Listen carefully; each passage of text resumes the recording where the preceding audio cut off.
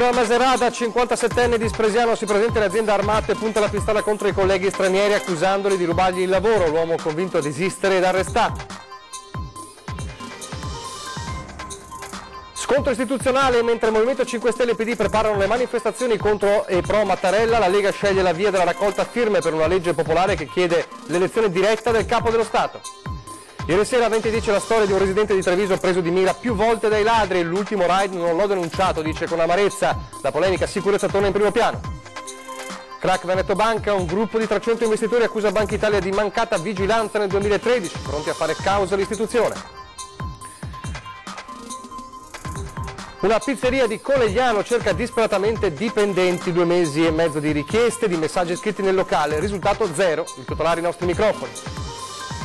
Nasce Bullictionary, il primo dizionario online promosso da Generali e creato insieme a Informatici Senza Frontiere per sensibilizzare i ragazzi e le famiglie sul tema del cyberbullismo. Parla Trevigiano, l'edizione 101 del Giro d'Italia, messa in archivio domenica. Il britannico Eric Froome infatti ha tagliato il traguardo pedalando su una bici Pinarello.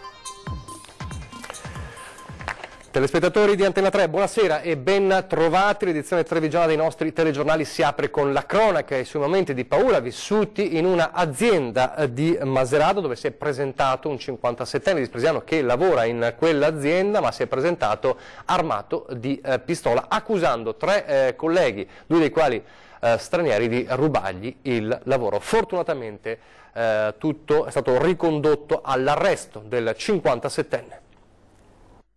In maniera inspiegabile, improvvisa, ha estratto una pistola e l'ha puntata contro uno dei suoi colleghi di lavoro, senza una motivazione, senza un perché. Mi sono stancato, ha detto ai 3 colleghi contro cui ha puntato l'arma, una calibro 7,65, fortunatamente riponendola poco dopo. Sono stati attimi di paura quelli vissuti ieri pomeriggio alla Inox e Inox di via Trevisana, Maserata sul Piave, dove un 57enne pregiudicato di Spresiano, dipendente da qualche tempo della ditta ma in odore di licenziamento per le ripetute assenze, si è presentato in fabbrica con una pistola detenuta abusivamente, minacciando dei colleghi stranieri e accusandoli di rubargli il lavoro. I ragazzi impauriti però con calma lo hanno invitato a posare l'arma perché comunque sì, la situazione era abbastanza difficile. Dopodiché hanno chiamato un responsabile che ha provveduto al sequestro della pistola di fatto. La pistola era assolutamente vera, la pistola era assolutamente carica e sì, nulla di finto, sì, tutto purtroppo reale. Il 57enne assunto come lavoratore svantaggiato inviato alla Inox e Inox dall'ente provincia era lucido e freddo. Ben consapevole, però come fosse, va bene, volete chiamare i carabinieri, chiamateli pure, per me è uguale di fatto, tant'è che chiamate le forze dell'ordine e loro sono arrivati. Nel frattempo il dipendente ovviamente non si poteva trattenere con la forza, ha deciso di andarsene a casa e se n'è andato. È stato arrestato poco dopo dai carabinieri e condotto in carcere, dove si trova tuttora in attesa dell'udienza di convalida prevista per domani mattina. In casa ha sequestrati altri 26 proiettili detenuti illegalmente. Ora alla Inox e Inox non vogliono più rivederlo, nessuno si sentirebbe sicuro. Penseremo a cosa fare, chiederemo quali sono gli strumenti che la legge ci consente. Adesso la politica con il premier incaricato Carlo Cottarelli che tornerà domani al Colle, ma l'ombra è quella di una rinuncia, quindi un altro clamoroso colpo di scena, anche se in molti avevano parlato ovviamente di una situazione senza fiducia per il premier incaricato. Oggi infatti Cottarelli alle 16:30 è salito al Colle senza la lista dei ministri. I principali partiti, Movimento 5 Stelle, Lega e PD, sono favorevoli a questo punto a un voto subito. L'ultima data ipotizzata è addirittura quella del 29 di luglio. Staremo a vedere che accadrà nelle prossime ore. Intanto gli attivisti del Movimento 5 Stelle e del PD si stanno organizzando per partecipare alle manifestazioni nazionali pro e contro il Capo dello Stato, il 1° giugno e il 2 di giugno. La Lega invece sabato e domenica raccoglierà firme per chiedere l'elezione diretta del Presidente della Repubblica. E sempre sabato Matteo Salvini sarà in Veneto, prima a Vicenza e poi a Treviso per la campagna elettorale. Da una parte la doppia manifestazione, una pro e una contro il Presidente della Repubblica Sergio Mattarella, dall'altra la raccolta firme a favore di una legge di iniziativa popolare per l'elezione diretta del Capo dello Stato. Forze politiche mobilitate anche nella Marca nel fine settimana. I 5 Stelle stanno organizzando un pullman per scendere a Roma il 2 giugno, festa della Repubblica, per contestare Mattarella, nei confronti del quale Luigi Di Maio ha chiesto l'impeachment. Di contro il segretario provinciale del PD Giovanni Zorzi fa sapere che Treviso ci sarà venerdì a Roma e Milano per la dimostrazione di solidarietà al Quirinale annunciata dal partito. La Lega resta invece nel territorio. Noi non pensiamo che manifestazioni eclatanti in piazza non siano gradite dagli italiani, soprattutto in questo difficile momento. Noi però scenderemo in piazza sui nostri tempo, raccoglieremo le firme per fare una proposta di iniziativa popolare perché il Capo dello Stato sia eletto direttamente dal popolo. E proprio sabato in Veneto tornerà Matteo Salvini per dar manforte ai candidati alle comunali del 10 giugno. Sarà alle 21 in Piazza dei Signori a Treviso per sostenere Mario Conte, ma le amministrative rischiano di non chiudere l'infinita campagna elettorale se davvero si dovrà tornare al voto dopo agosto, con il Carroccio che per ora prevede di correre nuovamente in un centrodestra unito. Pensiamo di aver subito un torto, gli italiani l'hanno capito, e noi andremo e faremo la nostra campagna elettorale come sempre, senza atti di violenza verbale, ma sicuramente posizionati in maniera molto, molto ferma. Adesso parliamo di sicurezza e torniamo nel capoluogo della Marca. Ieri sera infatti chi ha seguito 20 e 10 ha conosciuto la storia di un residente di Treviso, preso di mira più volte dai ladri. E l'ultima volta ha detto non ho più denunciato, ha detto con amarezza. Quindi è tornata in primo piano la tematica, una delle tematiche calde di questa campagna elettorale, cioè quello della sicurezza. Sentiamo. L'ultimo furto non l'ho nemmeno denunciato, mi sono permesso di affiggere fuori su una terrazza.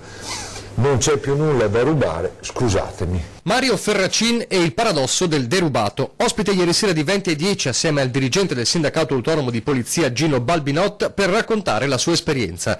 5 colpi subiti nella stessa abitazione a Treviso, anche un incontro faccia a faccia con il ladro. L'ultimo raid a gennaio e nemmeno più la forza di denunciare, ma solo una speranza. Cerco di alzarmi la mattina con una certa tranquillità dicendo non succederà niente oggi. Sicurezza reale e sicurezza percepita, il dilemma sta tutto qui, perché se nell'aprile scorso la Prefettura ha reso noti i dati sui reati in province e città con un quasi meno 40% di furti in casa negli ultimi 5 anni, fin da subito si è accesa la miccia della polemica su cifre e denunce di cittadini sempre più sfiduciati. Proprio ieri sera vedevo in una vostra trasmissione il sindacato di polizia che denunciava appunto le difficoltà delle forze dell'ordine e soprattutto evidenziava come i cittadini sono sfiduciati a denunciare. Allora io, oltre a invitare i cittadini a far sempre denuncia alle forze dell'ordine, voglio far presente che comunque la questione sicurezza è un tema serio che va preso per mano e noi come amministrazione abbiamo intenzione di agire concretamente per la sicurezza dei cittadini attraverso la reintroduzione del vigile di quartiere e tutto un sistema di videocamere di sorveglianza che possa essere un supporto alle forze dell'ordine che oggi sono in grave difficoltà da un punto di vista di organico. Diffonderemo inoltre, continua Conte, la app Treviso Sicura per segnalare la presenza di persone sospette, gli ecovandali, le problematiche dei quartieri e della città. Può essere uno strumento utile e immediato per un primo controllo di vicinato, conclude. Un Conte colpito anche dalla vicenda di Ferracin, ma non sorpreso. Ieri sera voi ne avevate ospite uno, in realtà io ogni giorno incontro cittadini, addirittura a San Zeno una signora aveva appeso un cartello nel cancello con scritto mi avete rubato tutto, non venite più. Quindi voglio dire, è evidente che c'è un problema sicurezza in città. Non sono le statistiche che danno serenità ai cittadini, ma ci vuole maggiore presenza di forze dell'ordine nel territorio. Intanto Mario Ferracin e gli altri pluriderubati continuano a vivere una quotidianità surreale, anche con un pensiero fisso. Avendo seguito tutto quello che è stato detto sulla legittima difesa, mi guardo bene dall'avere delle armi di un certo tipo in casa e mi guarderei bene di colpire in qualche maniera, visto come la nostra giustizia si muove in maniera abbastanza schizofrenica, perché io non ho nessuna intenzione di pagare 300.000 euro di danni ad un ladro che entra a casa mia e quindi finire la mia carriera lavorando per i ladri. Allora noi lanciamo da questa sera un sondaggio proprio sul tema sicurezza, è una domanda molto secca, vi chiediamo: Treviso, vi sentite sicuri? Se per voi sì, vi sentite sicuri, 0422 162 6691, se invece la risposta è no, non ci sentiamo sicuri, 0422 162 6690. La chiamata come sempre è gratuita, faremo vedere il numero, ecco, in sovraimpressione nel corso del nostro telegiornale, ed è un sondaggio che noi lanciamo, che lanceremo anche domani per vedere poi quale sarà il risultato. E intanto un altro tema della sicurezza, non è quello sulla sicurezza in casa o appunto nei negozi, ma c'è anche la sicurezza stradale, ed è in questo senso iniziato venerdì scorso il progetto Sicurezza Notturna per la stagione estiva 2018, che ha visto l'impegno di 9 operatori solo nel fine settimana.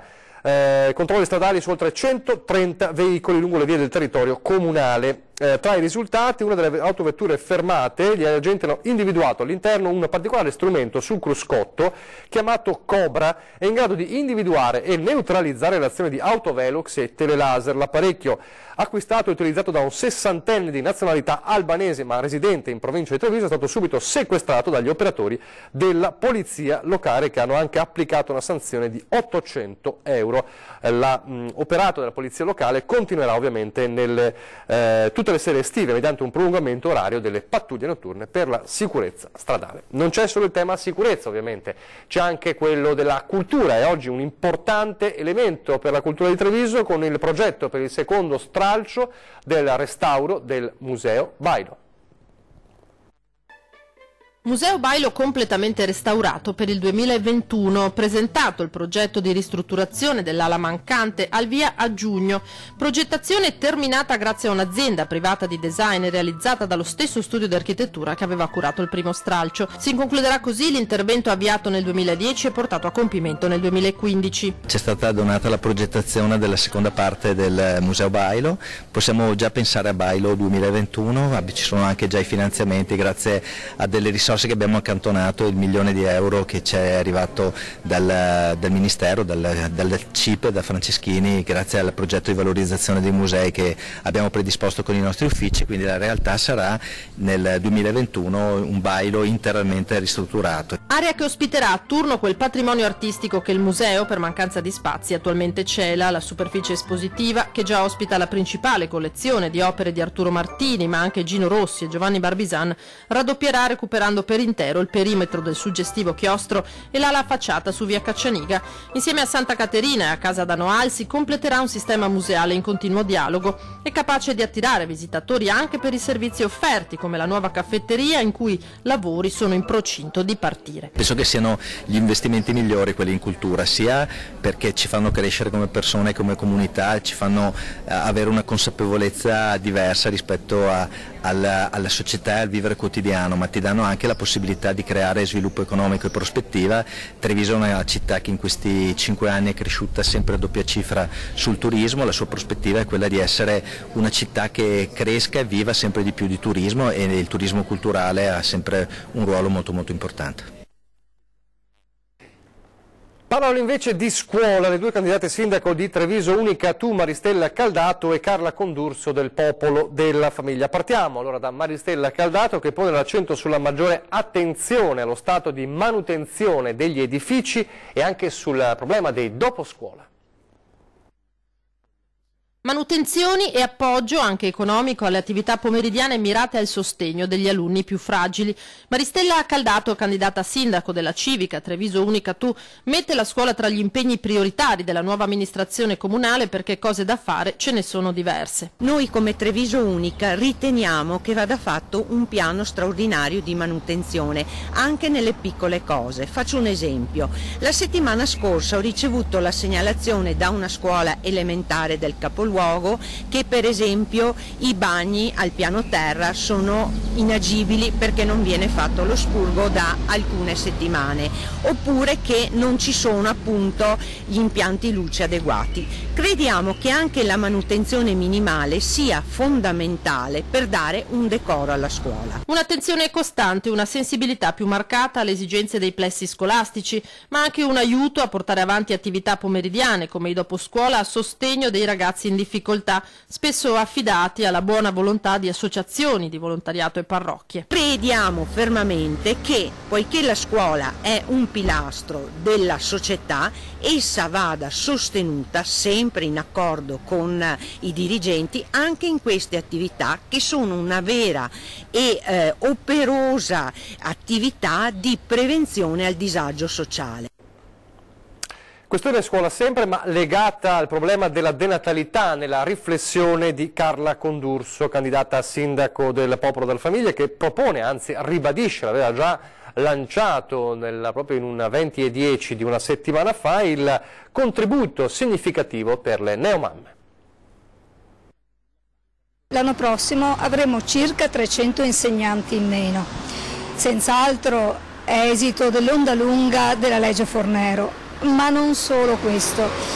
Sappiamo infatti che uno dei problemi che avrà la scuola trevigiana l'anno prossimo sarà l'iscrizione di 800 bambini in meno. 800 è tanto, è tantissimo, è un problema. Noi come Popolo della Famiglia abbiamo sempre puntato sulla natalità, lo sapete ormai, è il nostro brand in qualche modo, è il nostro punto distintivo.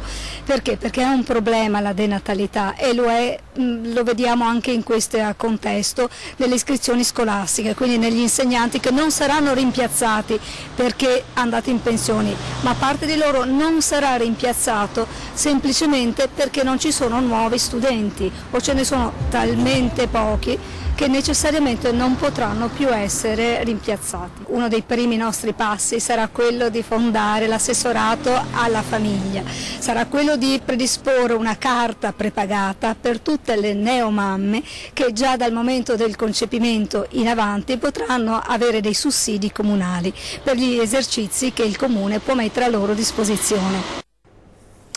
Torniamo a parlare adesso di Veneto Banca con il gruppo di 300 investitori e ovviamente soci danneggiati che accusano Banca Italia di mancata vigilanza nel 2013. Sono pronti a una causa. Una causa contro Banca Italia. Sono circa 300 gli investitori che accusano Via Nazionale di mancata vigilanza nel 2013, quando la ex Popolare sarebbe stata già insolvente. I faldoni dell'inchiesta da Roma sono già arrivati a Treviso nelle mani del sostituto procuratore. Tante storie, persone che hanno perso tutto, i risparmi di una vita. Fra loro anche un imprenditore di 80 anni, trevigiano, che aveva cercato di vendere le azioni prima del disastro finale, ma glielo impedirono, convincendolo a mantenerne per la maggior parte. Salvò solo quelle di cui riuscì a sbarazzarsi. Altri hanno perso tutto. Ora la nuova azione contro Banca Italia, una manovra che potrebbe puntare su Banca Intesa. I 300 trevigiani intendono infatti citarla in sede civile per chiedere il risarcimento. Si torna in tribunale, una speranza a cui gli investitori si stanno aggrappando con tutte le forze. Qualcuno ha voglia di lavorare, lo ha scritto il titolare di una pizzeria a Conegliano perché cerca disperatamente dei dipendenti. Lo vediamo dopo la pubblicità.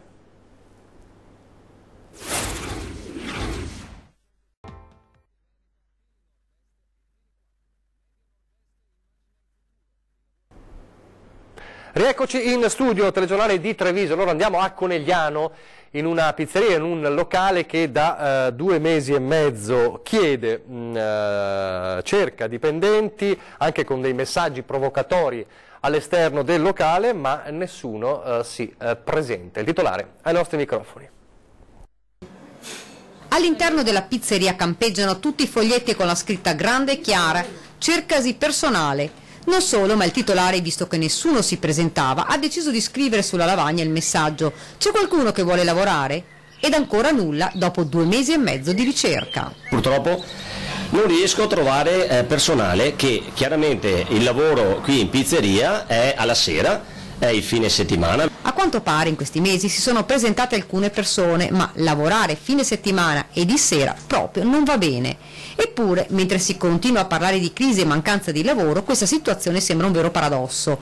Eppure accade a Conegliano, nella pizzeria Saporoso. Ho bisogno di un aiuto pizzaiolo, di un pizzaiolo per la sera, e ho bisogno di un ragazzo come cameriere, sempre la serata, in pratica, che mi faccia le serate. Forse mancano 2 degli ingredienti più importanti, ci dice, per poter lavorare: la volontà volontà e qualche sacrificio. Fra l'altro, quello che accade in questa pizzeria non è un caso sporadico, l'appello del titolare. L'appello è che si tiri fuori un po' di buona volontà, di estro, di allegria, di entusiasmo, che è un momento che secondo me c'è bisogno di entusiasmo e fare qualcosa di pensare positivo, di vedere le cose belle e simpatiche della vita, che può essere anche una serata in pizzeria con i fioi, fare un servizio, prendere il gettone e va bene così. Non si perde d'animo il titolare, aspettiamo, prima o poi, dice qualcuno, verrà a bussare anche a questa porta. 18 anni che sono qua, 20, e credo che vinciamo anche stavolta, non c'è problema, sempre avanti e alla grande.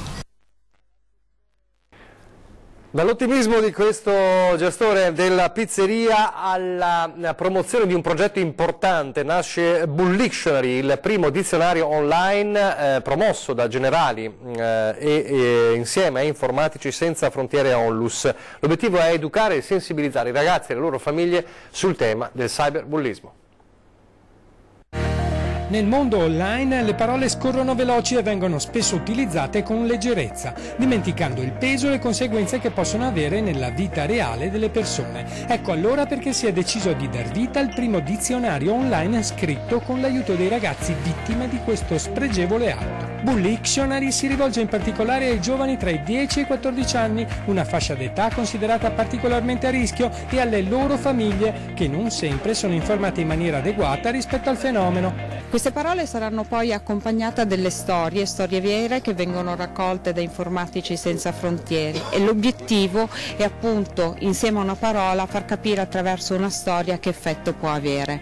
Un modo per raccogliere e monitorare le parole più utilizzate dai bulli in rete, e grazie alle agenzie di Generale Italia rivolte alle famiglie per informare, sensibilizzare ed educare sul cyberbullismo. Ormai ci sono tante persone che ritengono che questo sia uno dei problemi principali sia nella vita sociale dei ragazzi che nella scuola, e quindi è su questo che vogliamo intervenire con tutte le nostre forze, sia quindi con i nostri dipendenti, con i nostri agenti, per portare in campo la maggior potenza di fuoco che possiamo per dare una mano alle famiglie. Gli incontri nelle agenzie di Generale Italia contribuiranno a supportare l'azione educativa e preventiva delle famiglie grazie al team di esperti composto da informatici e psicologi. Con l'obiettivo di aiutare sempre più i ragazzi che ne hanno sempre più bisogno. Lo smartphone è uno strumento di tutti i giorni per loro e anche per noi, ma spesso né noi né loro lo sappiamo usare in modo sano. Tutti potranno contribuire al progetto candidando una o più parole sul sito e partecipando agli incontri sul territorio. Ed ora la tenuta con l'Alto, siamo a Susegana, dove nel fine settimana si sono confrontati viticoltori e produttori di macchinari. Obiettivo comune, la sostenibilità. La tendenza è macchine innovative a basso impatto ambientale. Viticoltura e sostenibilità. Produttori di vino e di macchinari destinati all'agricoltura sono tornati a confrontarsi alla tenuta con l'Alto di Susegana, dove Condifesa ha promosso anche quest'anno l'appuntamento con Vite in Campo. Oltre 100 macchine in mostra, 70 espositori, 3.000 visitatori nella 2 giorni di convegni e prove dinamiche. Vogliamo dimostrare al mondo che noi agricoltori vogliamo investire e vogliamo trovare delle soluzioni che la meccanica oggi le può dare, e vorrei dire ci siamo per cercare di togliere quei prodotti dove tutti oggi ci stanno accusando che abbiamo sempre utilizzato e che comunque abbiamo trovato in commercio, che è quella parte chimica, sostituirla con la parte meccanica. L'obiettivo dunque è ridurre la chimica tra i filari, ed ecco i mezzi per il diserbo con la fiamma diretta o l'acqua ad alta pressione, ma anche macchine irroratrici e spargiconsumo che riducono gli sprechi e con essi l'inquinamento. Nella Marca Trevigiana, dal mio punto di vista, c'è una forte sensibilità, molto più marcata rispetto ad altri territori e altre province. Se pensiamo che in provincia di Treviso abbiamo il maggior numero di macchine a recupero, che non contriamo in province anche solo limitrofe, segno che c'è una sensibilità da parte degli agricoltori di indirizzarsi e di lavorare bene. Ma sostenibile deve essere anche la spesa che gli agricoltori affrontano. Non è facile che un'azienda di piccole dimensioni possa da sola sostenere investimenti di acquisto di macchine che comunque sono molto costose, molto impegnative, senza un'opportuna pianificazione anche pubblica e quindi è auspicabile che in questo intervengano anche delle incentivazioni pubbliche abbastanza pesanti. Da qui la presenza a vita in campo anche di regione e banche che stanno lavorando per agevolare i produttori in quella che viene considerata una svolta vitale per le loro attività oltre che per il territorio. Il Giro d'Italia è finito domenica, edizione 101, ma si continua a discutere, si continua a parlare dell'impresa del britannico Eric Froome, che ha vinto su una bici che a Treviso e non solo conoscono molto bene. Devo dire una cosa, noi siamo molto contenti perché il Giro d'Italia è ritornato a Treviso la maglia rosa. È ritornata a Treviso dopo 25 anni. Parla Trevigiano, l'edizione numero 101 del Giro d'Italia, messa in archivio domenica scorsa. Sì, perché il britannico Eric Froome, che ha tagliato il traguardo romano con la maglia rosa sulle spalle, facendo proprio la corsa, lo ha fatto pedalando su una bici Pinarello. E qui, nel quartiere generale dello storico marchio trevigiano, si respira un'atmosfera di grande soddisfazione. Per diverse ragioni, perché la sete del trofeo rosa era ormai antica, avendo bevuto per l'ultima volta quel calice nel lontano 1993 con Miguel Indurain.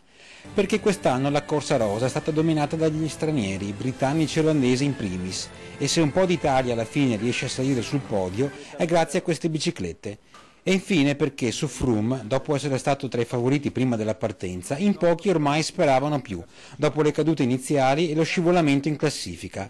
Ma poi arriva l'ultima settimana, la vittoria sullo Zoncolan e lo strappo della maglia rosa al connazionale Yates, crollato sulle rampe del Colle delle Finestre, dove invece Froome agguanta una vittoria dal sapore epico. E nell'ultima tappa il ciclista corre su una bici per l'occasione completamente rosa, preparata in fretta e furia proprio in questo laboratorio. Io sono molto scaramantico, ma ho deciso di farlo il venerdì dopo la tappa del Colle delle Finestre, dove ovviamente Chris ha dimostrato di avere una forma sempre con le dita incrociate, quindi il venerdì dopo la tappa delle Finestre alle 5:30 ho richiamato dai primi vincitori, un po' i vincitori che erano già a casa. Sul telaio della bici un messaggio speciale e in codice. CNC, quindi che un po' vorrebbe dire chi c'è che non c'è insegue. Quest'anno ho inseguito gli altri, non vorrei dirlo perché può succedere, questa è una giostra, no? Quest'anno è andata bene a noi. Bici che sfila tra le strade di Roma, tra Colosseo e Fori Imperiali, in una passerella finale spettacolare, buche permettendo, anche se con il rosa sulle spalle e sulle ruote, le buche si sentono di meno. Siamo in chiusura, vi ricordo fra pochissimo l'appuntamento con 20 e 10, continua il nostro viaggio tra i candidati sindaco del comune di Treviso. Questa sera torna a trovarci Domenico Lo Sappio, candidato sindaco del Movimento 5 Stelle. È tutto davvero, vi lascio le previsioni del tempo, grazie per averci seguito e arrivederci.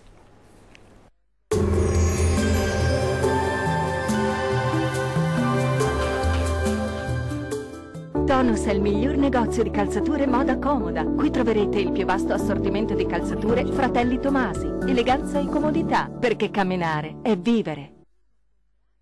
Ben ritrovati al meteo di Antenna 3. Prevale il bel tempo sulle nostre regioni. Vediamo il dettaglio di mercoledì 30 maggio. Sul Veneto sarà una bella giornata di sole, il cielo infatti sarà sereno o al massimo poco nuvoloso un po' su tutti i settori. Qualche addensamento al pomeriggio anche con isolati temporali sul Rodigino, sempre soleggiato altrove.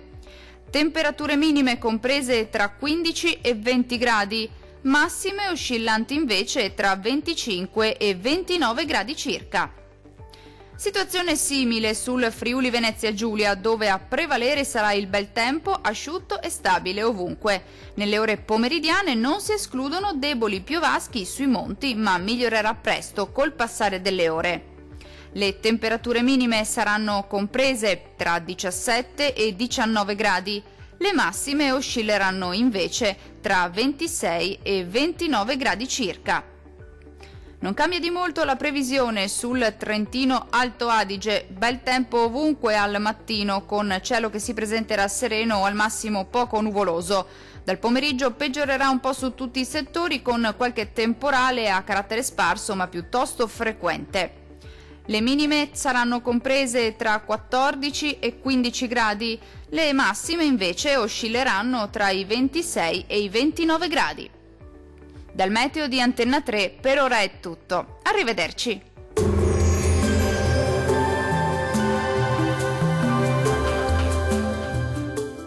Bonus è il miglior negozio di calzature moda comoda. Qui troverete il più vasto assortimento di calzature Fratelli Tomasi. Eleganza e comodità, perché camminare è vivere.